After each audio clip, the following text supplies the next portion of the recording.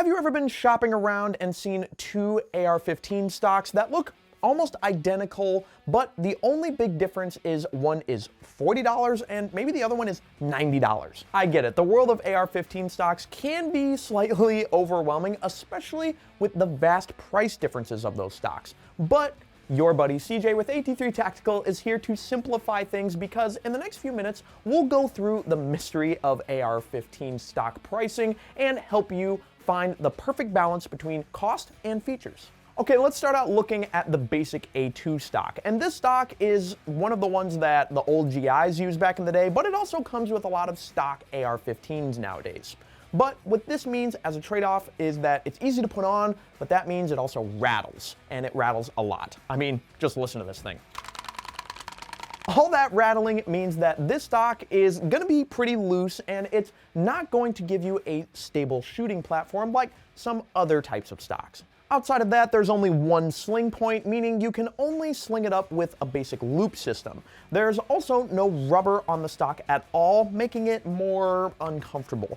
I'm talking about places like the butt pad or even on the top of the cheek comb here. And speaking of that, the angle of the cheek comb is actually pretty sharp, meaning the basic A2 stock is pretty much a straight up and down angle, making it not the most comfortable thing to rest your cheek on for long periods of time, especially if you're like me and you have not as much meat on your cheeks here, and it's almost straight up bone on plastic. Now with all that, let's take a look at some features that make other types of stocks more expensive than a basic GI stock here. Before we do that though, I need to ask the usual question if you're a longtime subscriber. What is your application?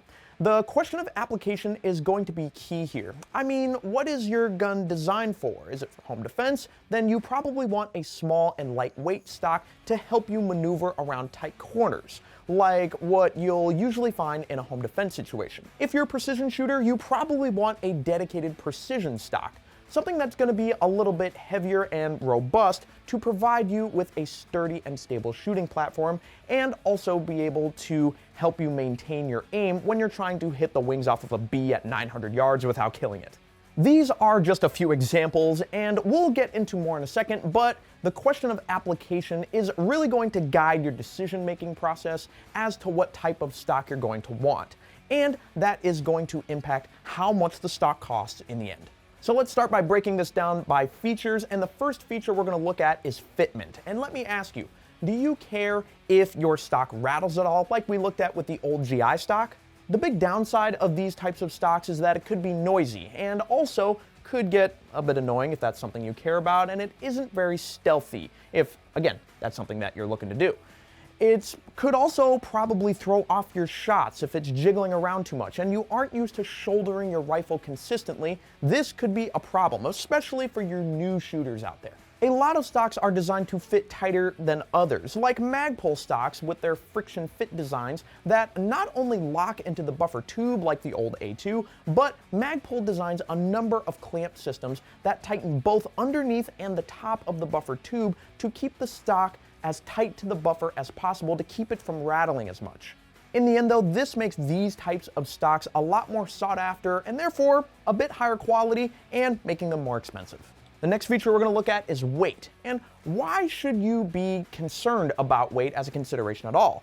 If you're just taking this thing out on the range just to have some fun, then yeah, weight might not be a huge issue. But if you're planning on using your gun for hunting or throwing it in a backpack, then weight is going to be a concern here, because who wants to lug around an ultra heavy gun 12 miles over rough terrain? The weight is also going to be influenced by the material used. Most of the time, a lot of stocks are going to be made out of polymer, but some are made from aluminum, like the Odinworks Zulu, which is made from 6061 aluminum, which keep things light while still being strong and durable. Alright, moving into one of my favorite options when it comes to slings, and that is sling mounting options for your stock. I always recommend people getting a sling for their rifle to go hands-free at any given time. When you're getting a sling, you should think about how you want to mount it to your rifle, because there aren't too many areas in which you can mount it. One is up on the handguard, and another is towards the back, either on the end plate or on the stock itself. One of the features that can make a stock more expensive is having a variety of ways to mount the sling to the stock. Almost all stocks have sling loops called footman's loops. Even the old A2GI ones did, to simply loop your sling like they did back in the old days. But a lot of modern slings will include quick detach points to make mounting your sling super straightforward. If a stock has a QD point on it, or maybe 2 or even 3 like this Hogue overmolded buttstock here to give shooters options, well then that is going to give a little bit of extra value for some folks, and therefore it could add some extra price as well. Next, we're going to move into one of the more subjective features, and that's going to be the butt pad feel. And some have more comfortable butt pads than others, but to be honest, this is really going to come down to a personal preference thing. So what I've been able to find from customer reviews is that a lot of people really like the Magpul CTR stock. It's very comfortable feeling, but also a lot of people like the B5 Systems stocks. Really, at the end of the day, you should go try to do your best to find different stocks and see which one fits best for you because, again, it's very personal preference. I personally like the Hogue overmolded stock for its comfortable pad, but it also has rubber on the top of the cheek comb for a better cheek weld that I can get on the stock.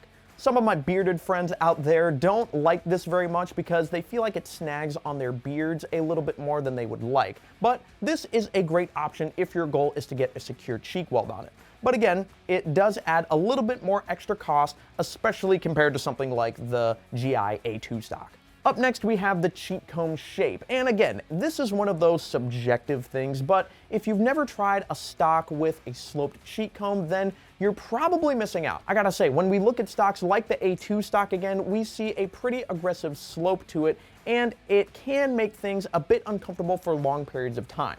Depending on your cheek shape, a lot of people like a nice long slope to their cheek comb to rest their face on it, like we see with the B5 stocks again, as an example. All right, moving on to storage. Some people want storage to store things in their stock, like some extra tools, batteries, or maybe even my personal favorite, some Skittles. In the old days, the GIs threw stuff in the back of their M16 stocks, but now we have lots of options for different storage compartments on things like the B5 Bravo that lets you pop off the back and has a space for a dedicated tool for an M4.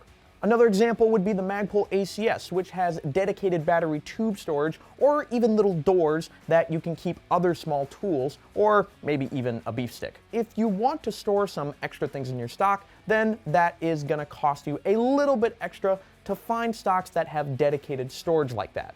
And all of this is to say nothing about precision-minded stocks, which could be a whole video by itself, so I'm going to cover this at a pretty high level here, but a lot of precision stocks are going to have special features that are tailored to precision shooting, like an adjustable cheek comb so you can adjust where your head sits on the stock so that your eye is perfectly aligned with the optic, like on the Fab Defense stocks or even on something like the Magpul PRS.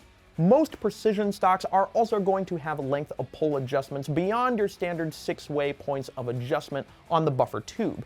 What you'll see is a ratcheting system that allows the shooter to fine-tune the length of pull to adjust it to just the right spot. The last piece we have to talk about is the design aesthetics.